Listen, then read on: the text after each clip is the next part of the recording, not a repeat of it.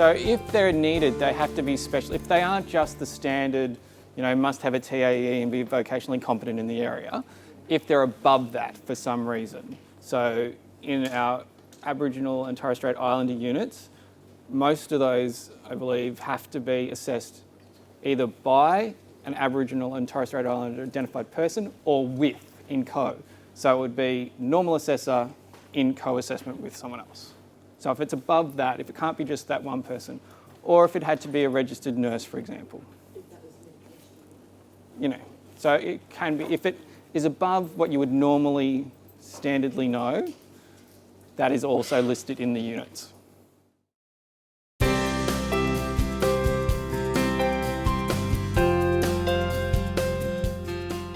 The answer is yes to all of the above, because that was the conversation we had when we were initially looking at that unit with the subject matter expert group, is that they wanted the elders to be involved through the whole phase, so right from the planning through to the assessment, but not actually being there and doing the co-assessment 100% of the time, but more involved in determining how you were planning it, who you were talking to, what types of imagery, what types of things were you using as part of your training and assessment. So that was the intent of that, is to have a an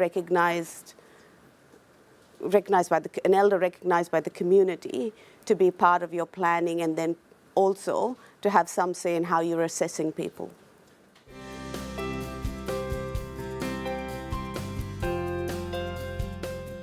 That is correct, because of the different clans and the different things, it wouldn't make sense for you to take something that you're delivering here to a particular clan in New South Wales and try to deliver it up in Katherine. It may not work. So again, those were some of the conversations we've had, and it is preferable to work with local communities as to where you're delivering the program.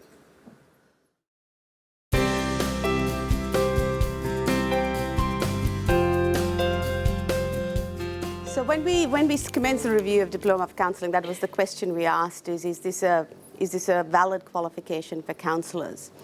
The feedback that we had, and from people like the Australian Counselling Association of Australia, is really that the outcome for the diploma is more around defined and supported roles within established agencies. So there isn't the expectation that somebody with a Diploma of Counselling would actually go into independent practice. The other reason we've kept that qualification is really also because there are the different departments of community services, the public departments of communities across the jurisdictions.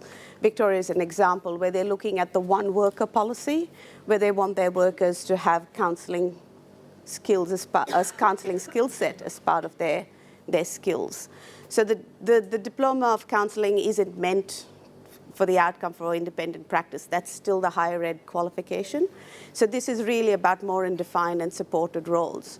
What we understand is that there are some people who are setting up shingles and looking at independent practice, but that's not the norm. They're more the aberration. And they won't get registered? No, and they won't get registered.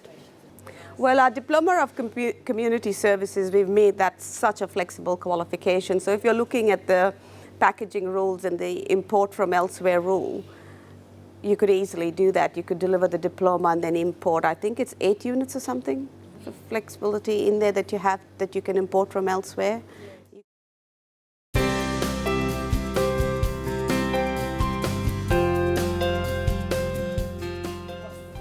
The rationale for, well, there are people who work at that level. Again, exactly like the Diploma of Counselling, we asked the question of whether we have. Yeah, they do, but this is very limited in that a lot of people won't employ them because they can't give their health fund invoices. Yeah, but with the health fund issue, the health funds certain health funds made a decision about the diploma and that came in because of their decisions. That wasn't, it wasn't a stipulation of the industry. It was just the health fund making a decision about who they would provide and who they wouldn't. And the associations lobbying for their members with the health fund. So really, the Cert 4, the advice we had is that there are job roles for the Cert 4. They may be not as extensive as those who have a diploma, but there are still job roles, and so that's why the Cert 4 is still in the training package. Yeah.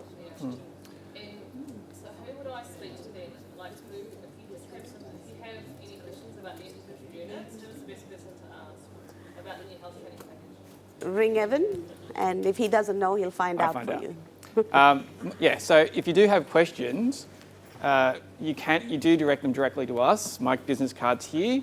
We will either, if we don't know, we will find the person who actually did the review and find out the reasons why.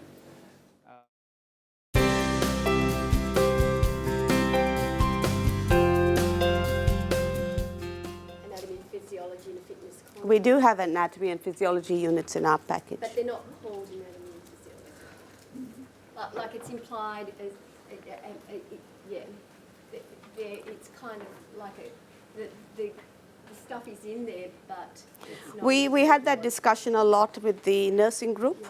I think the nurses would love to have seen anatomy and physiology in the title of those units, but generally from your sector, there was a thing that it doesn't necessarily have to be that, it's more about the content of the unit. So we've got, I can't remember what the title is, that health? Yes. Yeah. So In the diploma, it's called something different. It's called Analyse and Respond to Client Health Information.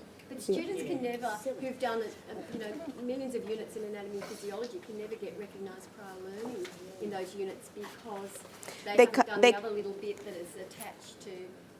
they can't get credit transfer, but they should get prior learning.